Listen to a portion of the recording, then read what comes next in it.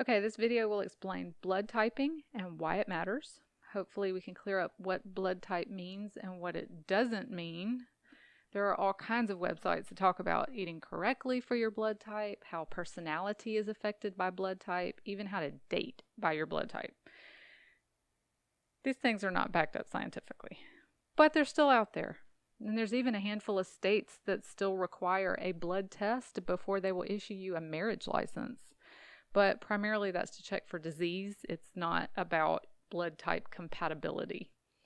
So we talked in class about how you can take a test tube full of blood and put it in a centrifuge and spin it around, and it will separate into layers. And we talked about what each layer's function is in the body. So as a quick review, the first thing that we had was plasma, the yellowish liquid at the top. It's mostly water, and it makes up the majority of your total blood fluid. Plasma contains the proteins that maintain the balance of water in your cells and around your cells. And it also carries waste products out of your cells back to your kidneys so that they can be excreted. Okay, that middle sort of band, the thin layer that was in the middle of the test tube, was two components. The first one was your white blood cells, which are called leukocytes. They are found both in your blood and in your lymphatic system. And what those are is they're the guys that defend your body against foreign material. They're what help fight off, for example, bacteria or viruses that get into your body. So if somebody's sick and their body is fighting off an infection, they would typically have a higher than usual white blood cell count. And the second thing in this thin layer are the platelets, which are the components of your blood that start the clotting process if a blood vessel is damaged, if you're bleeding. And then the bottom part of our little test tube was your most abundant blood cells. That's your red blood cells or erythrocytes. Red blood cells, if you remember from class, we looked at this picture. Red blood cells are shaped like discs with an indentation in the center, kind of like a donut, but with a giant thumbprint in the middle instead of a hole. They contain an iron-based protein called hemoglobin that makes the blood cells red. And this is what carries oxygen to the rest of your body, the hemoglobin. Those red blood cells also bring carbon dioxide back to your lungs to be exhaled. So that is where the gas exchange takes place, in your red blood cells. So all human blood carries these four components, and they're what makes life possible. What I want to talk about now is blood types. There are 4 different blood types that have been identified under the ABO system, and we want to talk about those and how they mix and match, and more importantly, how they cannot mix. Now, in order for this to make sense, you've got to get clear in your mind the difference between antigens and antibodies.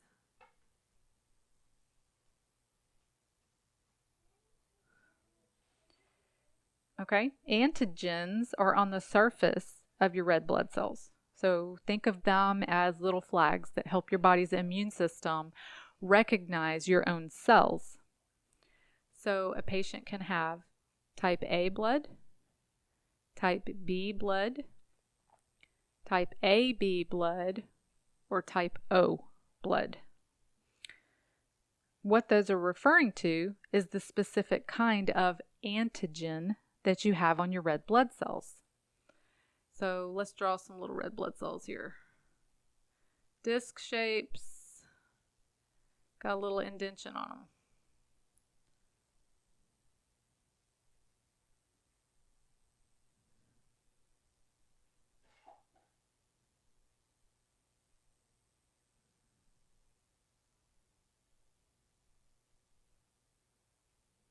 Okay?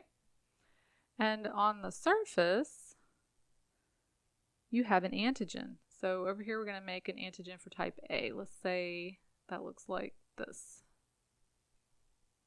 So on the surface of the blood cells, there's these little markers for type A that help your body recognize your own blood. Okay, and so type B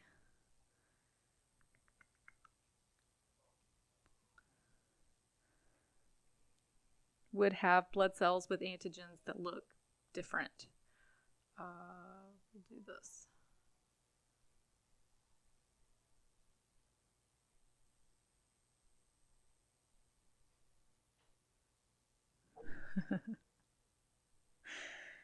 Okay, so that's not actually what they look like, obviously, but we're just trying to differentiate so we can understand what's going on. Obviously, A and B don't match. If you have the third type, type AB blood, then you actually have both type A antigens and type B antigens on the same red blood cells. So you have both kinds at the same time.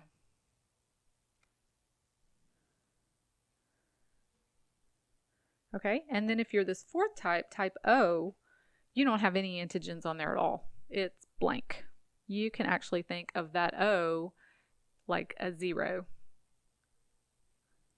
because there are 0 A or B antigens present on those red blood cells. All right, so now here's where antibodies come into play. Antibodies are not on your red blood cells. Antibodies are in your plasma. No matter what type of blood you have, A, B, AB, or O, your body will make antibodies. And antibodies are these little Y-shaped proteins. When we look at them under a microscope, they're kind of shaped like the letter Y. And they are a protective protein that helps to fight off any foreign invaders. That's part of your immune system. So these antibodies help your body recognize and basically accept your own cells. We don't want to destroy our own healthy cells, but the antibodies are capable of binding themselves to foreign antigens in order to mark them for destruction by your immune system. So basically, they come over here and they latch on and they say, hey, this shouldn't be here. This isn't part of our body. Let's get this out of here. Okay? So remember,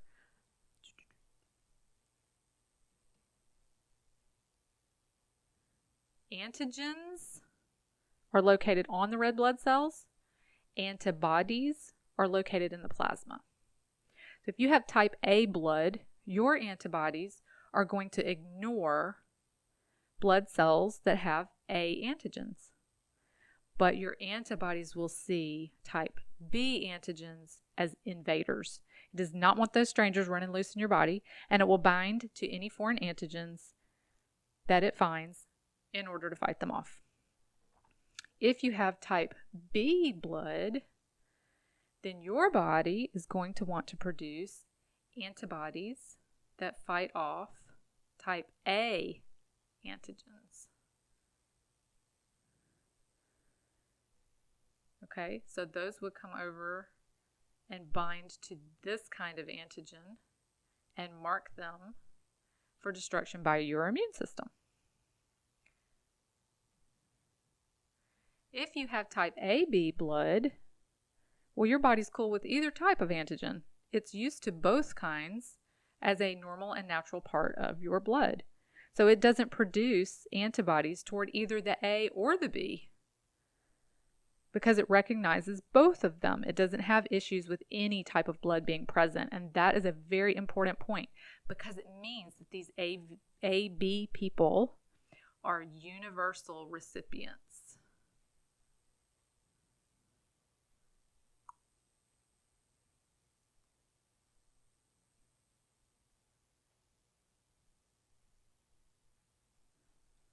Meaning they can receive any type of blood donation. Easy peasy. Now, if you're type O, well, your body is not used to or accustomed to either kind of antigen, A or B, because the native red blood cells don't have any antigens on them at all. So a body with type O blood produces antibodies against both A antigens and B antigens. It doesn't like either one of those being present. So what all that means is, if you're a type A, well then you can receive blood from type A, obviously, because those match. But you cannot receive blood that has any kind of B on it at all, or the antibodies are going to attach themselves to it and attack. So A cannot receive B,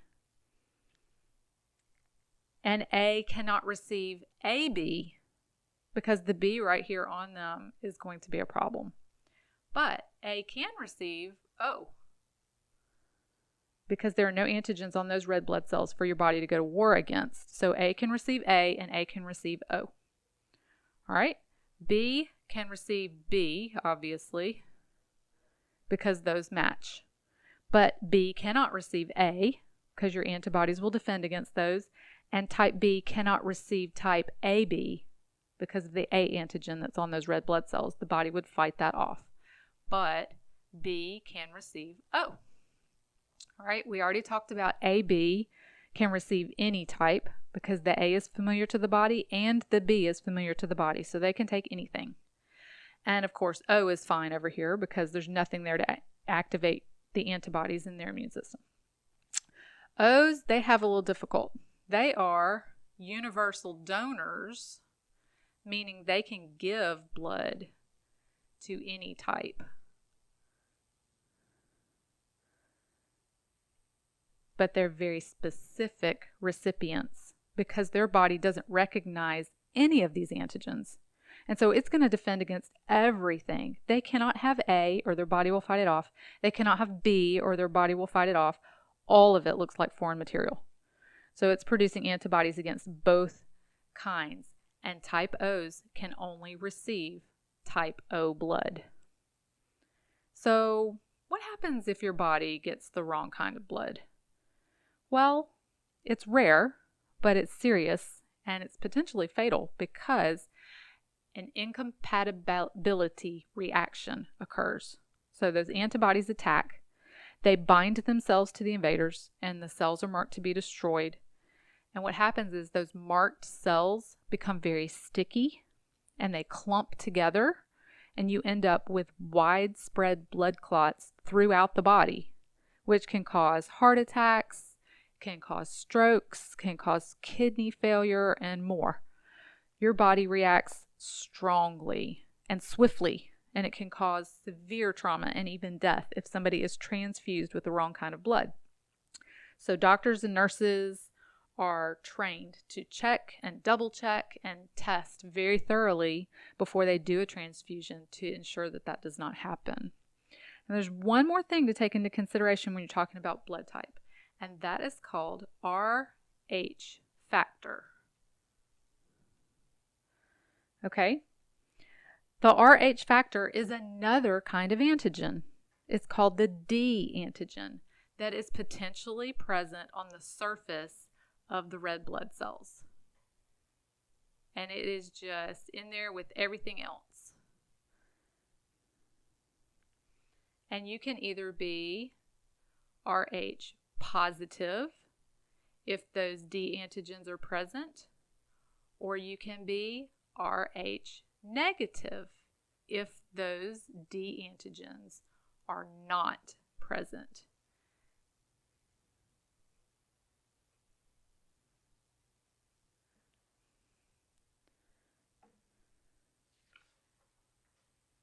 Now, in terms of receiving blood, your body will only react to the presence of an antigen that it doesn't recognize.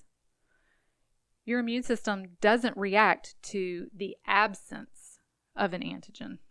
So what that means is if the patient is RH positive, then they can receive RH positive blood, or they can receive RH negative blood because there's no RH factor on the negative blood that would stimulate a reaction. But if an RH negative person is receiving blood, they can only receive RH negative blood because if they got the positive, their body would react to the presence of that D antigen in any Rh positive blood that they were given. So the combination of the positive or the negative Rh factor plus the letter identifying the type A, B, AB, or O gives you your basic blood type. So that leaves us with 8 possibilities to be considered. You can be A positive or A negative.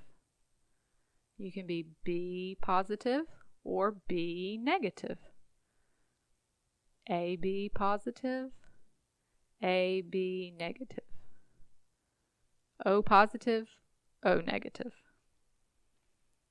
Okay? And all of these factors have to be taken into consideration when doctors are thinking about a blood transfusion to determine whether or not the donor blood is compatible with that patient who needs it. All right, so let's try an example and see if we understand what's going on. So if we have a patient who is A positive, what kind of blood could they receive? Well, obviously, they can receive A positive because that would be an exact match.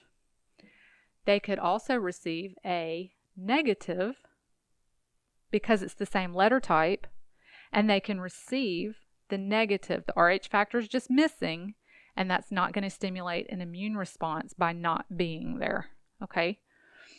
And an A positive person can also receive O blood because there are no A or B antigens present. And because they're positive here, it doesn't matter if the O blood is positive or negative, because positive recognizes positive and negative doesn't matter. It won't react to something that's missing. Okay? All right, let's try A negative blood. What could a person who's A negative receive? Well, an A negative person can receive A negative because that's an exact match, but they can't receive A positive because they're not used to having that Rh factor normally. Their body would react to the presence of an Rh factor in the donation, so they can't get A positive blood. They can't receive either of the Bs because their body would react to that. Can't receive AB because, again, it's got the B in it. They can receive O, but it has to be negative because there's no Rh factor there, so there needs to be no Rh factor down here either. We don't want to stimulate that immune response. So if you're A negative, you can only receive A negative and O negative blood. And of course, we saw a chart in class that sorted this all out for us the other day. And now that you understand, hopefully, how and why this works, you could probably figure out how to fill out this chart all by yourself. So why is it important to know your blood type? First of all, it's important in case you ever need a transfusion. Every year, about 4.5 million people's lives are saved by getting a blood transfusion, whether they've had some kind of accident, or they have to have a major surgery, or they have some kind of disease. Blood transfusions have become quite common, actually. And the right blood transfusion will mean the difference between life and death for people. Secondly, the universal donor type is type O negative, because any blood type is going to be compatible with this one. It doesn't have any antigens to cause any bad responses. However, only about 7% of the population are O negative. Type O is usually needed. It's in short supply and it's in high demand because obviously it can be used for anyone. So if you are an O negative, you want to know that because they very much would love to have you donate as an adult on a regular basis. So how do you end up with the blood type you get? Well, it's inherited, just like your eye color or the kind of hair that you have or whether you're tall or short. You get it genetically from your parents. So whether your blood group is type A, B, AB, or O is based on the blood types of your mother and father. your biological parents. If you know anything about gene expression, you'll understand when I say A's and B's are dominant and O's are recessive. So what you received from your parents, that's what's going to be expressed in your genes. So if you get an A from one parent and you get a B from another parent, then you're going to have probably type AB blood. If you get an A from one parent and an O from another parent, you're probably going to end up with type A blood because this A is going to override the O. If you have type O blood, then you probably got that recessive O from both parents. So that might not be your parents' blood type, but they're carrying the gene for it and passed it on to you. And if you get that gene for O from both parents, then you can have type O blood. So anyway, there are actually more than 30 ways to type blood, but these two, the ABO and the RH groups, are the most commonly used. So I hope this helps you understand. Let me know if you have any questions, and go ask your parents what the blood types are in your family so that you'll know.